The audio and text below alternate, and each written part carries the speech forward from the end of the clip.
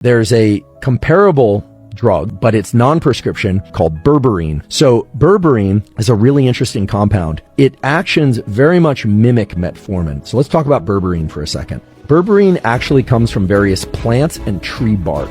It is sold in supplement stores. It's sold online. It is powerful. It also works to activate the so-called AMPK pathway. I think that's enough nomenclature. It activates a certain pathway that's associated with fasting and low blood glucose.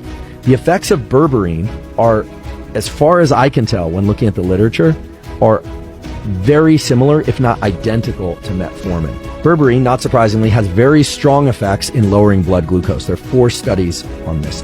In fact, they say that berberine is one of the more, if not the most effective supplements for lowering blood glucose. I know that certain people use this when they've overeaten sugars or they're doing their cheat day and they want to keep their blood sugar in check, or they know they're going to consume a huge meal. They'll take berberine to keep blood glucose clamped.